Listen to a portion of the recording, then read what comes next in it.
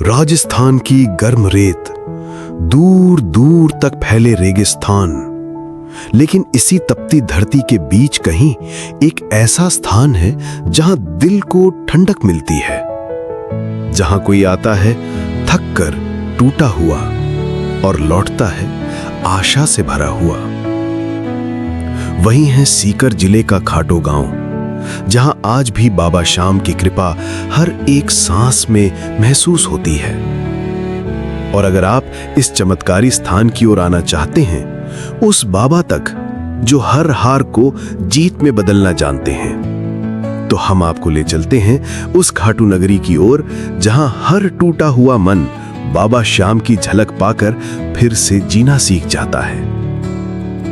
जहां हार कर आए लोग सिर्फ प्रसाद की एक रोटी लेकर मुस्कुराते हुए लौटते हैं, जैसे जीवन ने उन्हें दोबारा गले लगा लिया हो। और आपको बताएंगे उस श्याम कुंड के बारे में भी, जिसका जल चमत्कारी है। जी हां, हम बात कर रहे हैं उस चमत्कारी जल कुंड की जिसे कहते हैं श्याम कुंड। कहानी शुरू होती है महाभारत काल से। वो समय जब श्री कृष्ण ने बार्बरीक नामक एक शक्तिशाली योद्धा से उसका शीश मांगा था, क्योंकि उस वीर की प्रतिज्ञा थी कि जो भी युद्ध में हार रहा होगा, मैं उसकी ओर से युद्ध करूंगा। कृष्ण मुस्कुराए। उन्हें ज्ञात था कि ये युद्ध तो धर्म और अधर्म के बीच का है।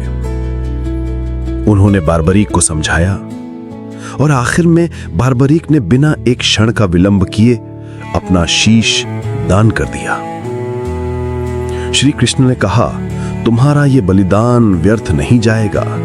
कलयुग में तुम मेरे ही रूप में पूजे जाओगे, श्याम के रूप में। युद्ध समाप्त हुआ, युग बीते और वो दिव्य शीश खाटू नगरी की भूमि में समाधि के रूप में गड़ा रहा। फिर एक दिन एक किसान को सपना आया, इस जमीन के नीचे कुछ चमत्कारी है, खुदाई करो। लोग जुटे, खुदाई शुरू हुई और अचानक मिट्टी से निकला एक तेजोमय शीश, जिसे देखकर सभी की आंखें भर आईं। गांव के पुजारियों ने कहा, ये केवल धरती नहीं, ये तपस्या का स्थान है। अब यहां कोई हल नहीं चलेगा, यहां अब सिर्फ श्रद्धा की गंगा बहेगी। और उस स्थान पर जहां खुदाई हुई थी, बनवाया गया एक पवित्र जल कुंड। धीरे धीरे बिना किसी भारी जल स्रोत के वहां एक छोटा जल स्रोत फूट पड़ा। और चमत्कार देखिए, उस जल ने कभी सूखना नहीं सीखा। ये वही जल था जो अब भक्तों के लिए श्याम कुंड के नाम से जाना जाता है। आज भी जब उस कुंड के जल को कोई श्रद्धा से छूता है, उसमें बाबा के उस बलिदानी शीश की ऊर्जा महसूस होती है।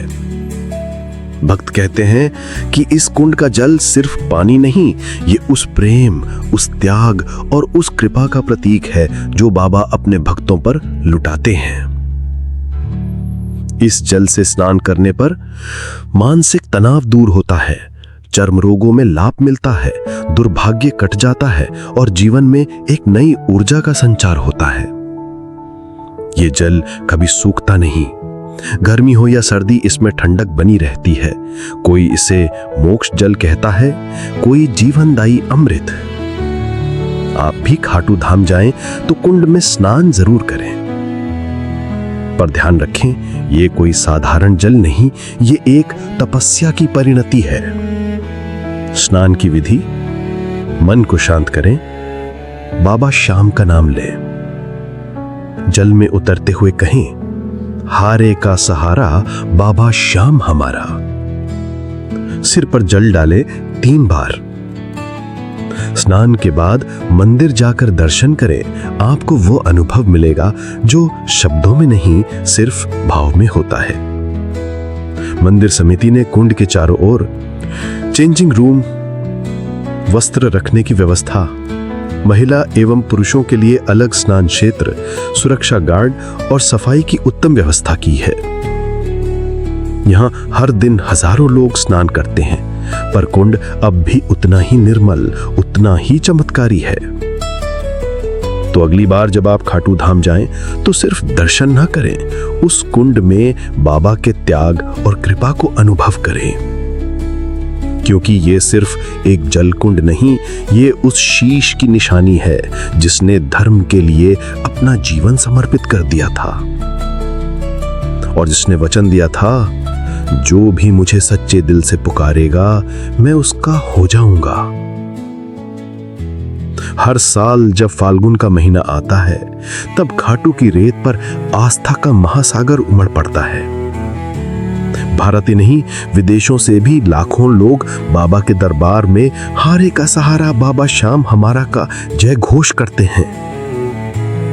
ये मेला सिर्फ एक आयोजन नहीं, ये एक आत्मा और उसके भगवान के मिलन का पर्व है।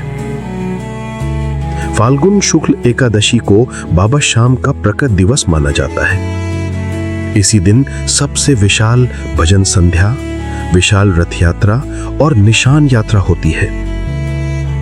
24/7 मंदिर दर्शन खुले रहते हैं। 10 लाख से ज्यादा भक्त आते हैं। भक्त अपने शहरों से पैदल निशान लेकर बाबा के दरबार में पहुंचते हैं।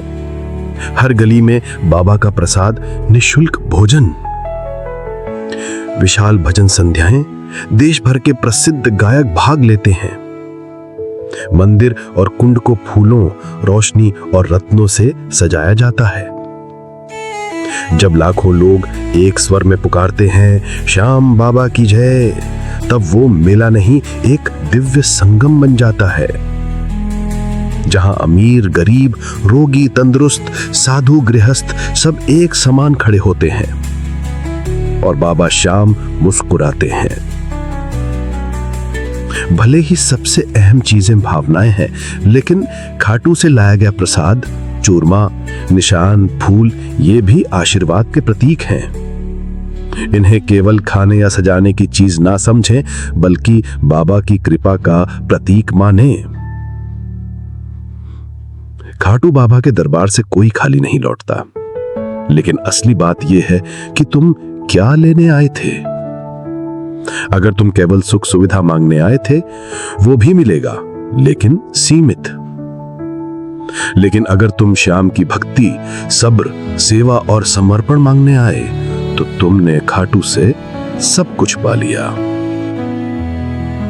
श्याम प्रेमियों, अगर आज की यह कथा आपके हृदय को छू गई हो, तो इसे औरों तक भी पहुंचाइए, क्योंकि श्याम बाबा की कृपा अकेले रखने की चीज नहीं होती।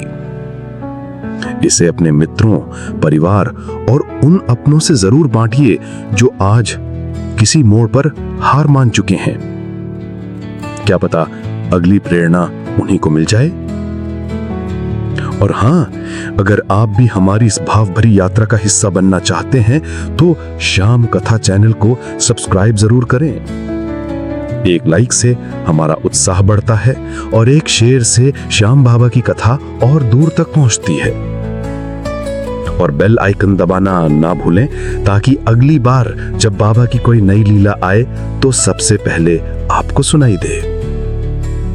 क्योंकि ये सिर्फ एक चैनल नहीं, ये है आपकी अपनी श्याम कथा, जहां हर कथा एक प्रार्थना बन जाती है। आपका साथ हमारी श्रद्धा की शक्ति। जय श्री श्याम, हर एक का सहारा बाबा श्याम हमारा।